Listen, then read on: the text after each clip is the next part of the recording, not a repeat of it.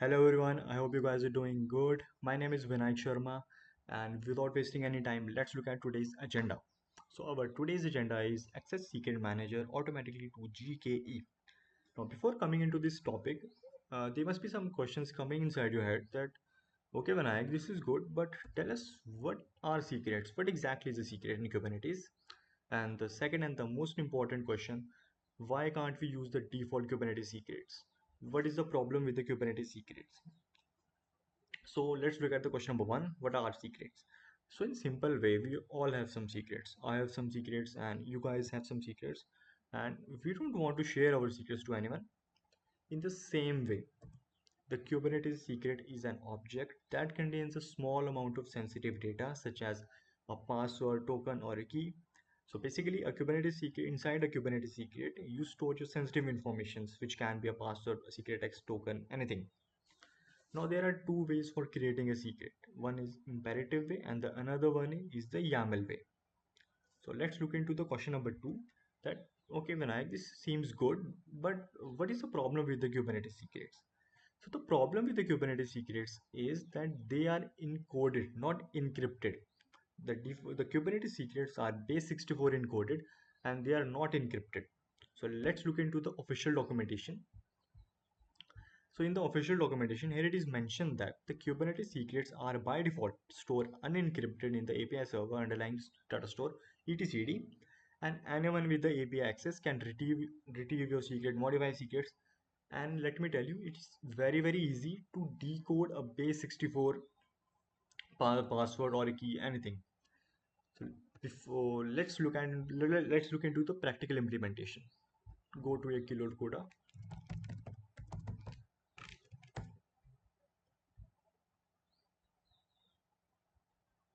playgrounds, go with the Kubernetes. Now, as I tell you, there are two ways for creating a secret. One is the YAML way and another one is the imperative way. So let's go with the imperative way.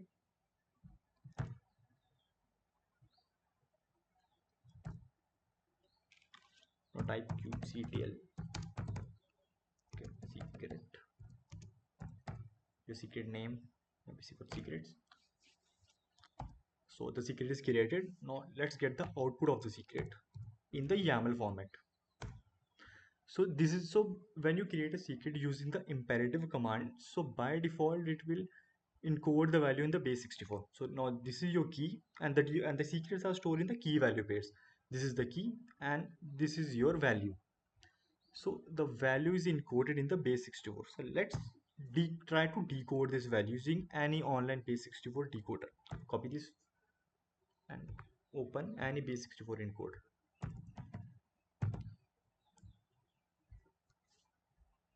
Let's go with the first link and paste the value. Now press decode. See how easy.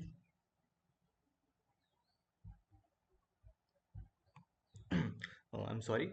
So as you can see that it's so much easier to decode a base 64 encoded value. So that's why it is not a good practice to use the Kubernetes default Kubernetes secrets. We can use some other methods such as external secrets or sealed secrets. So let's come into the main. Now you know about what are secrets and why can't we use the default Kubernetes secrets. So let's come into the main topic. We can access the secret manager due to access secret manager automatically to GKE. So close this tab and this one too. So let's start. I have prepared these notes. I have not publicly posted it yet on Medium and National, but I will. So let's start it. So the first prerequisite is create a secret by using a Google Cloud Secret Manager service. So there's a service in Google Cloud which is the Google Cloud Secret Manager. So let's create a secret in there.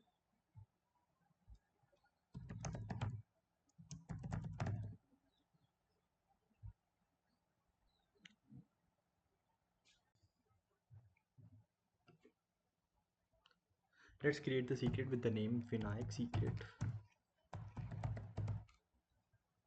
Okay. Then add our secret value. So as I said earlier, the secret value is key value pairs. This is the key and this is the value. Okay. Let's create the secret.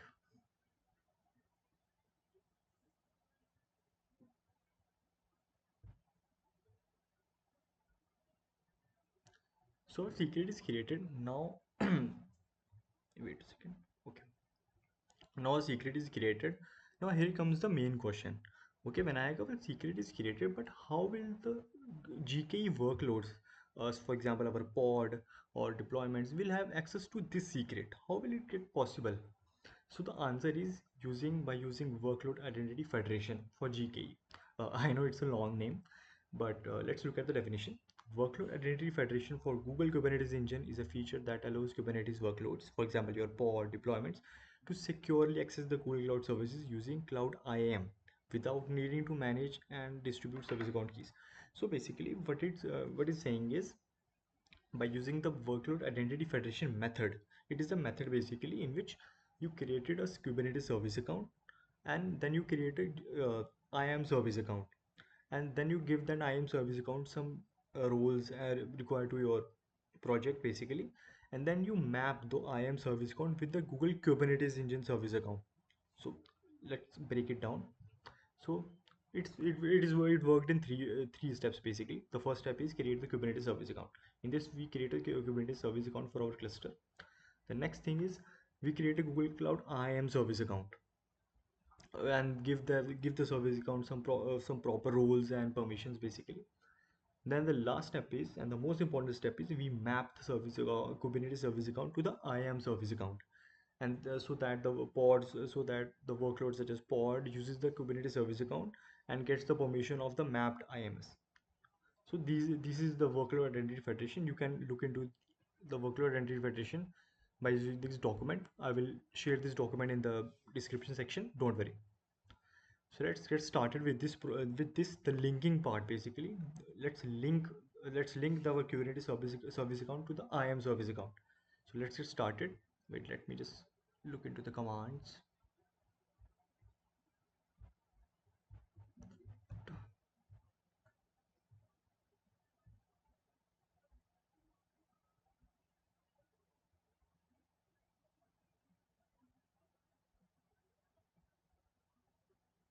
Okay, so here it is. So let's create. Wait, let me just show you my notes. Okay, so these are the steps. The first step is create an IAM service account, or you can create a GKE service account. So let's first create an IAM service account. So this is the command for creating an IAM service account. This is my service account name, and this is the project ID. So let's create the IAM service account.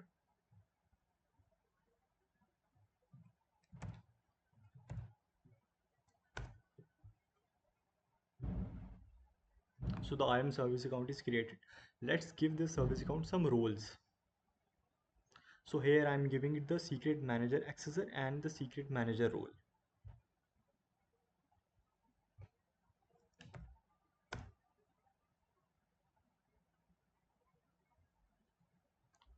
So it's done.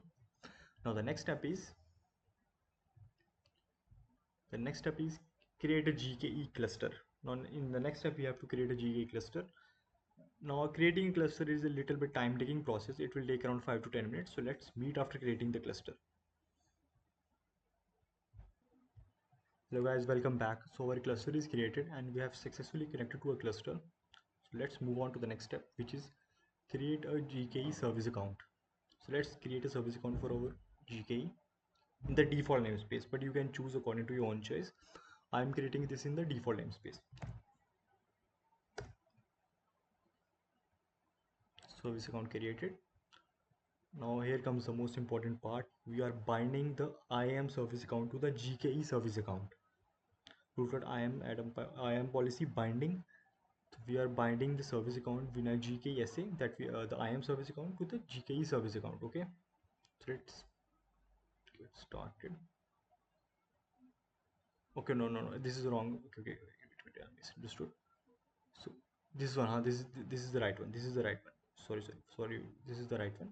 Okay, let's copy it.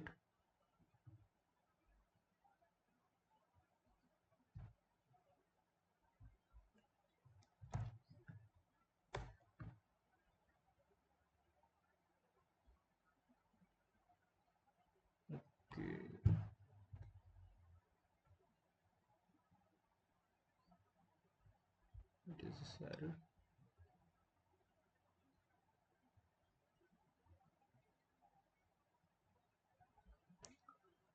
Okay, policy modification failed for binding with condition G-cloud alpha and configurations including the configuration plan does not exist.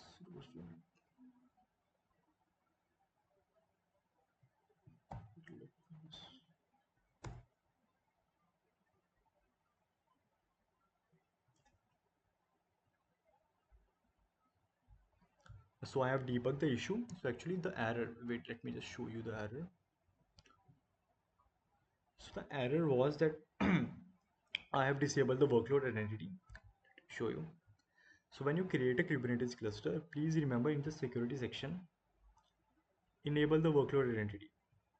Take this. So I have created a, I have debugged the issue. Let me just update my cluster.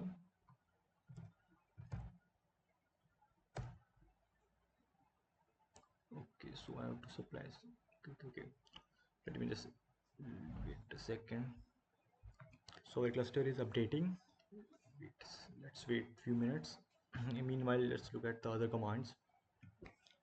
So right now we have created the Kubernetes service account, and the only step remaining is to bind that service account with the IAM service account. So let's wait for the cluster to create. It's working. This is our command to bind the Kubernetes service account with the IAM service account.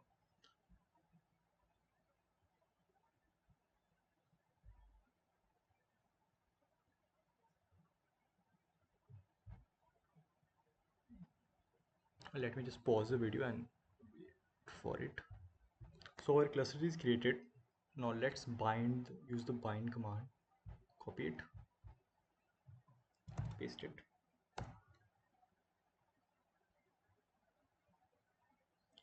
It's done. Now let's move into the sixth step. The sixth step is annotate the Kubernetes service account so that the GKE sees link between the service account. So basically annotation is just we are giving some extra information so that the GKE sees the link between those two service account, the IAM service account and the GKE service account. Let's copy it, paste it.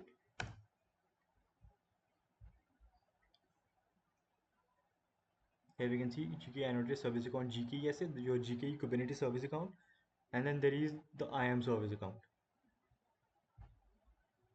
Annotated. So it's saying annotated. Okay. So now the linking part is done. Now the next step is deploying your application to use that secret which you have created in this secret manager. So let's move to the application deployment part. Let me show you my notes. So first install the external secrets. Let's install external secrets.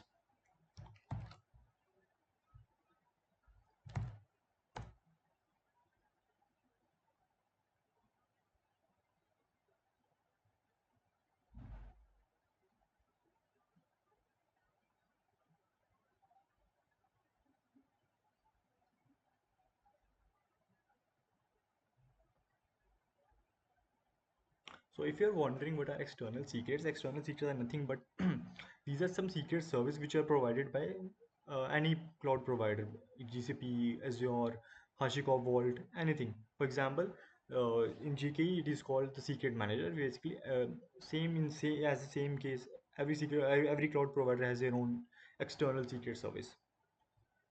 Okay, so let's move on to the next command. It is successfully installed. Now let's make a YAML file name secretstore.yaml. Now ignore the name. You can add any name according to your choice. See the kind, the secret store. So basically the secret store object in which in this YAML file we are determining the provider basically. So we are using the Google Cloud, so that's why we are determining the provider as GCP SM, and we are determining the workload identity to tell them how the linking is possible through the workload identity basically. The cluster location, the cluster name, and the service account name, the GKE service account name. So let's copy it.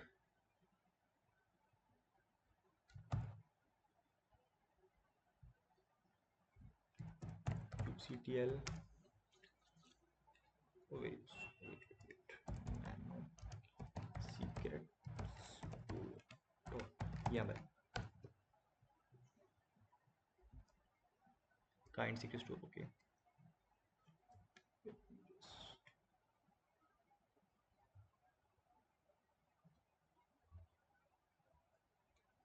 I have to done some modifications in that. I have to change the project ID and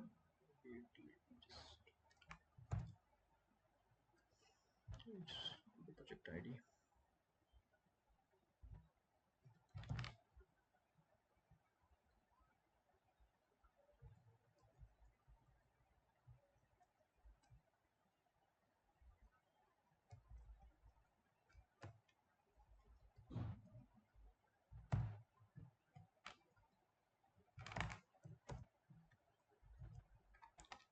CTL apply scripts2.yaml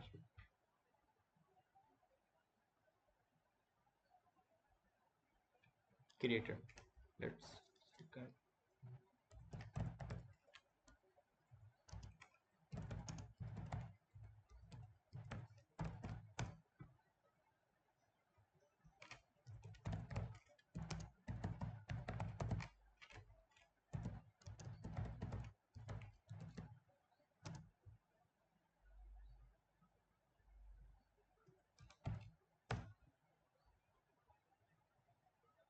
So see, this is valid and the status is true and the type is ready.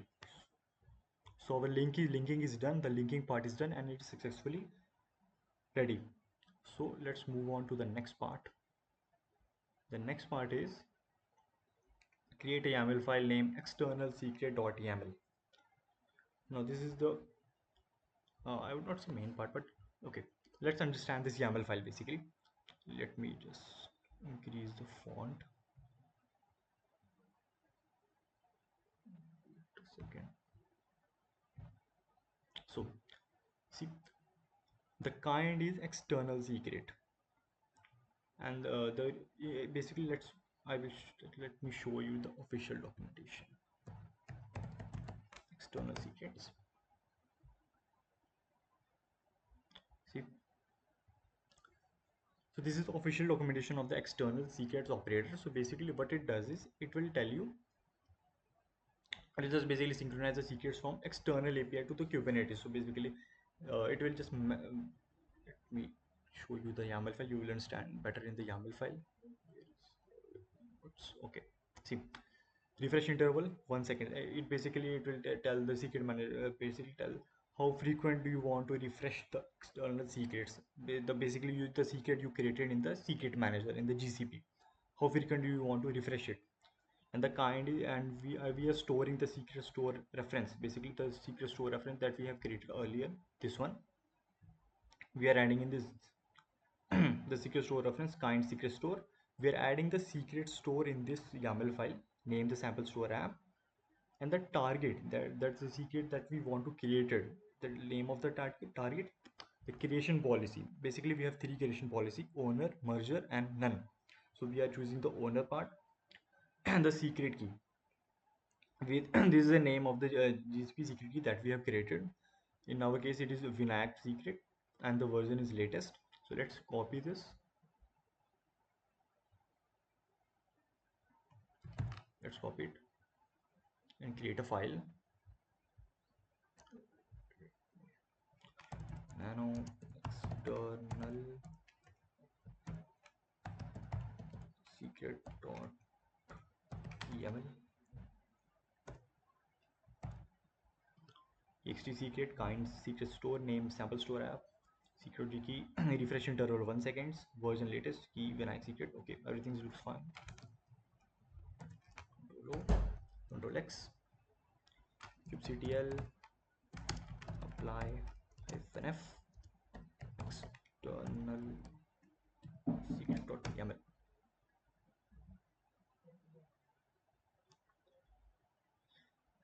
kubectl, so it's created. Let's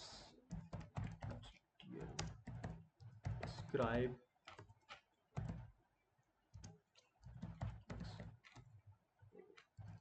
external.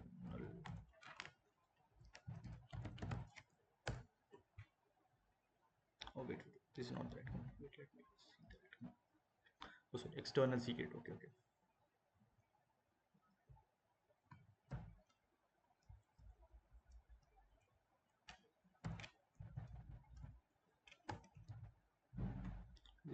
right now. Okay,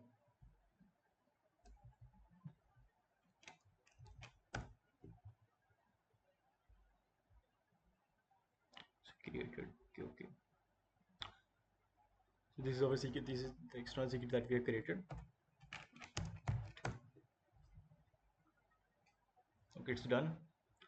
Let's move on to the next part.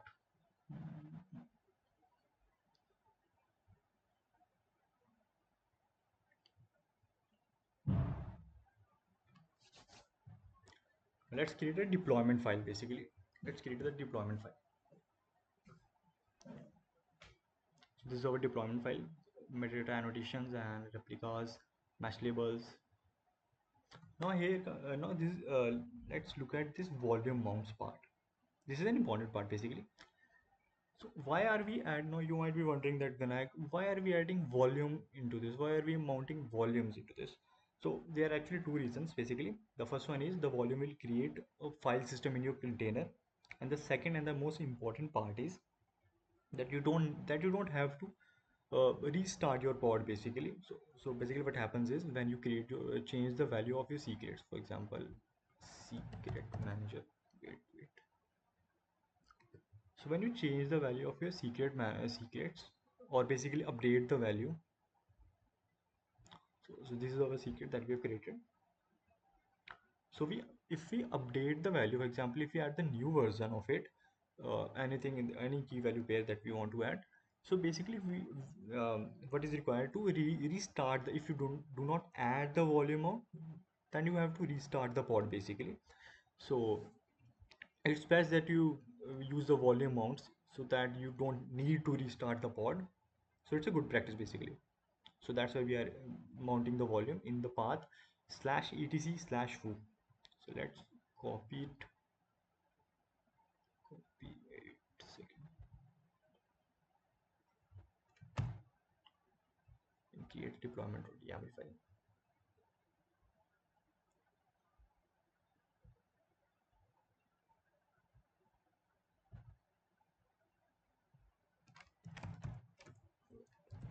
Mhm. Deployment.yaml will be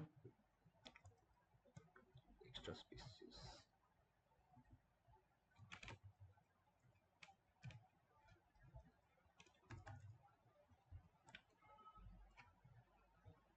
Okay, and this is your container name, image. I'm using the Nginx image, and then your secret key, secret name.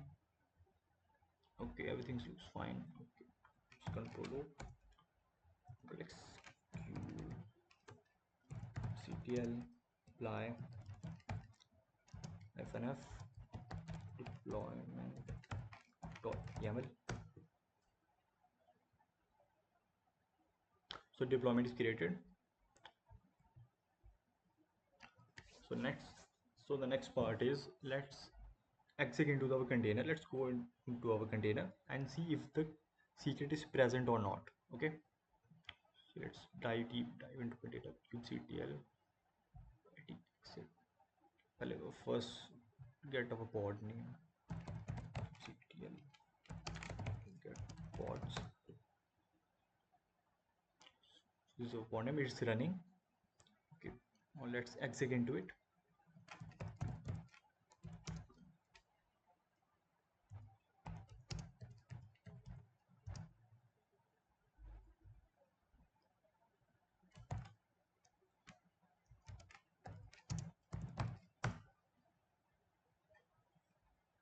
So we are into this container. Let's ls. Okay, so let's go into the path etc/foo.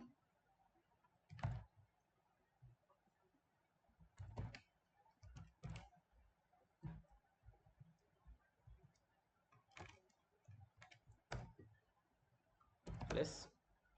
So here we have our secret, Vinayak secret. Let's cat.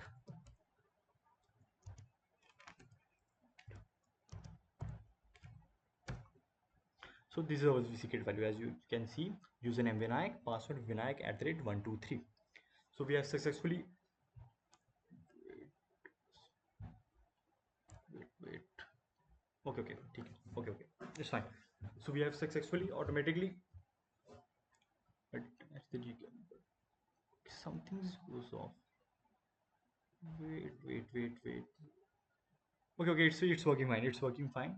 But I'm thinking of upgrading the value basically. So I'm thinking of upgrading the value. I'm thinking of adding a new version, and let's see if it shows the updated value or not. I mean, let's try this. I mean, this is good approach, right? Wait, let me just update the value. Wait a second. Let me just update the value.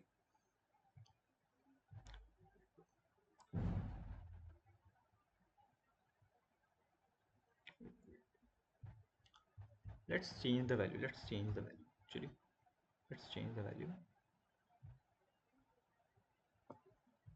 Copy it. Wait.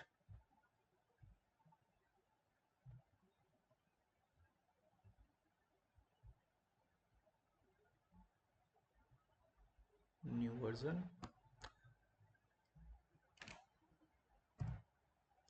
Instead of Vinayak, let's type ABC and password. ABC at the rate 123. Let's do this. And there is option for disabling all the passwords. Huh? If you want, you can do it. And if you not, okay, the new secret version has been added to Vinayak secret. Okay, let's refresh it. Let's see. Let's exit out of it. Let's exit into it. Okay, cd/etc/foo. Let's see if it's okay. ls Vinayak secret cat Vinayak secret. Let's see how much time it takes. Vinayak secret. See, the value is updated instantly. ABC at the rate 123. And why? Let me show you.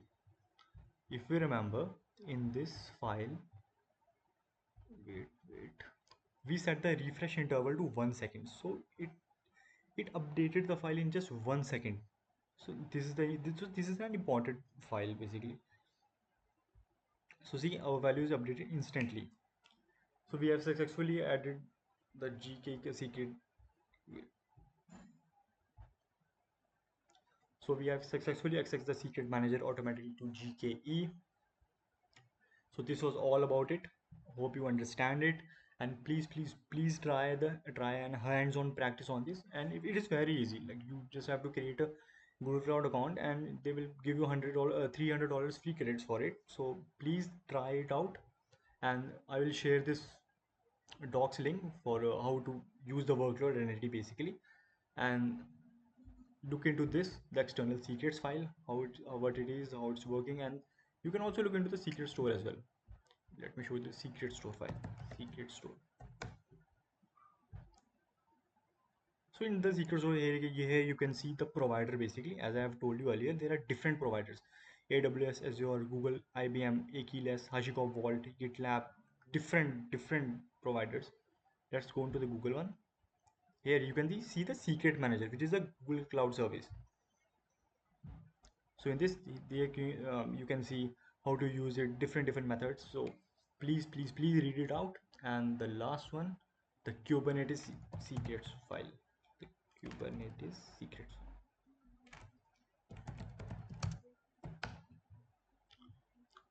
Here you can see all these things.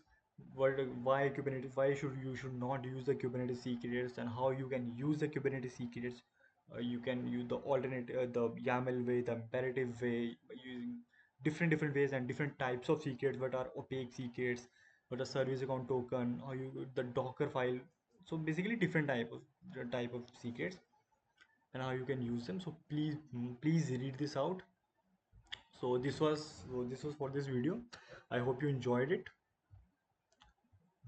So if you please give your honest feedback in the comment section of this video, whether you like it or not, and I will see you in the next video. And if you want a separate video on secrets, please mention in the comments, please. So this is all about it. Thank you very much. Enjoy.